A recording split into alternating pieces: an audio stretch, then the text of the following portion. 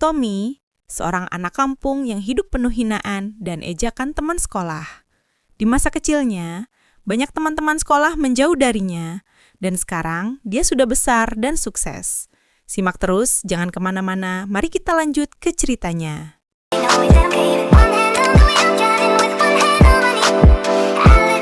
Dari hinaan menjadi kebanggaan, masa kecil di Ranah Minang. Di sebuah nagari kecil di pinggiran Bukit Tinggi, Sumatera Barat, lahirlah seorang anak laki-laki bernama Tommy. Ia adalah anak ketiga dari 5 bersaudara, dari keluarga sederhana. Ayahnya seorang buruh tani yang bekerja di sawah orang, sementara ibunya berjualan gorengan di pasar pagi. Sejak kecil, Tommy sering menjadi bahan ejekan teman-temannya. Tubuhnya kurus, kulitnya lebih gelap dibandingkan anak-anak lain, dan ia tidak punya sepatu bagus seperti mereka. Setiap kali masuk sekolah, ia sering mendengar bisikan. Itu si Tommy, anak miskin, pasti nanti jadi kuli. Lihat tuh bajunya, selalu tambalan. Tommy hanya bisa menunduk. Di hatinya ia sakit, tapi ia tidak pernah berani membalas. Yang membuatnya tetap bertahan adalah kata-kata ibunya. Nak, jangan dengarkan hinaan orang. Hidup itu bukan tentang siapa yang tertawa sekarang, tapi siapa yang bisa tersenyum di akhir. Kalimat itu menancap dalam-dalam di hatinya. Tommy remaja yang tertatih. Ketika beranjak remaja, kehidupan Tommy tidak lebih mudah. Setelah pulang sekolah, ia harus membantu ibunya berjualan di pasar, lalu ikut ayahnya mencangkul sawah.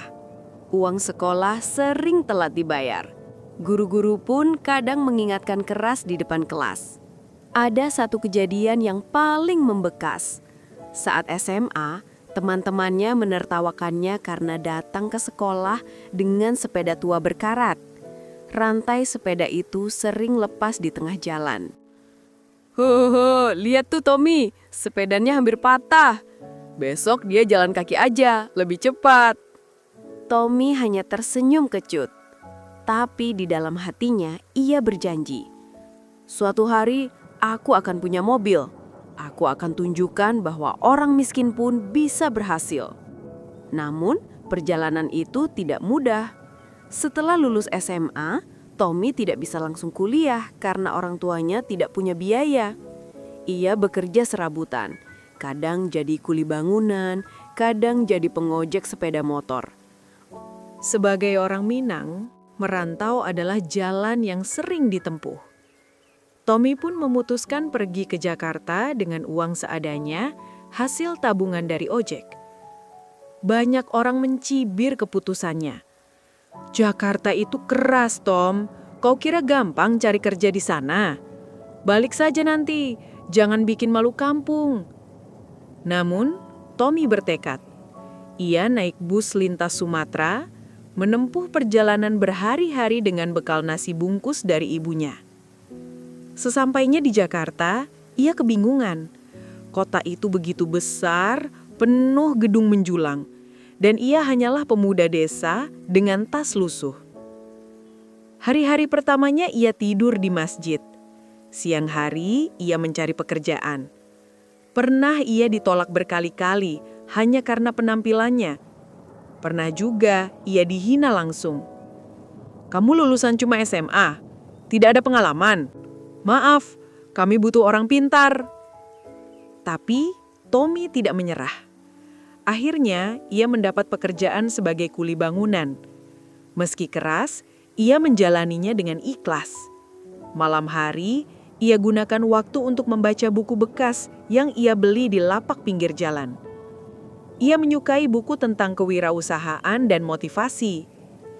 Suatu hari, saat sedang bekerja di proyek bangunan, Tommy berkenalan dengan seorang pedagang sembako kecil bernama Pak Arif.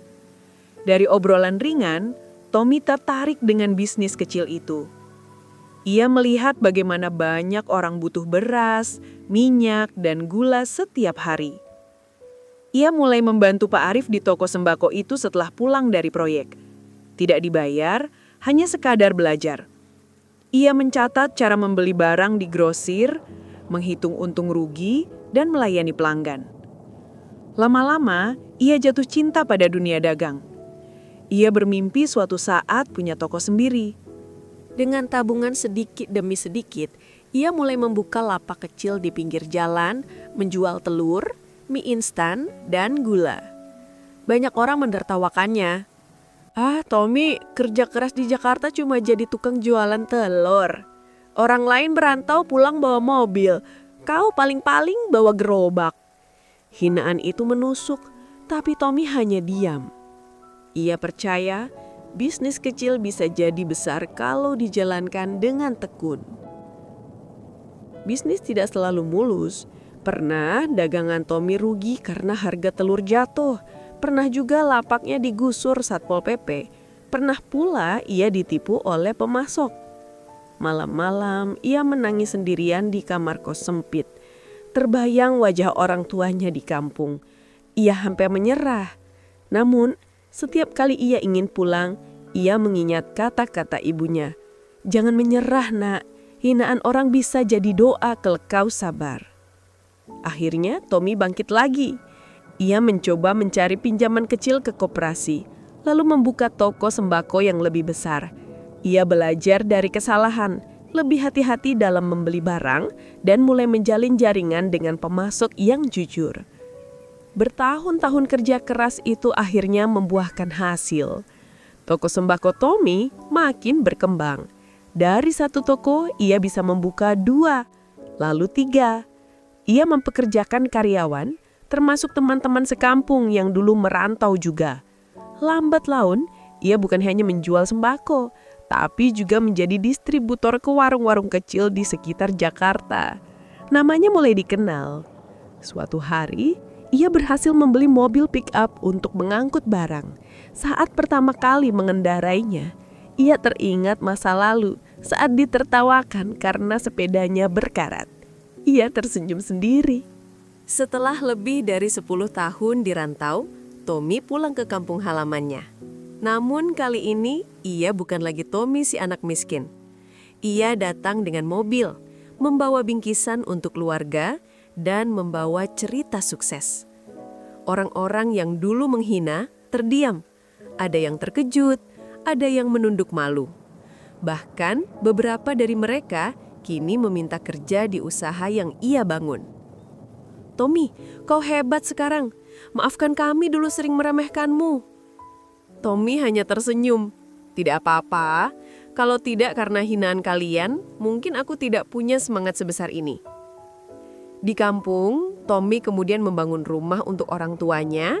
Ia juga membantu memperbaiki musola, memberi beasiswa untuk anak-anak kurang mampu, dan membuka lapangan pekerjaan dengan membuka cabang toko di Nagari.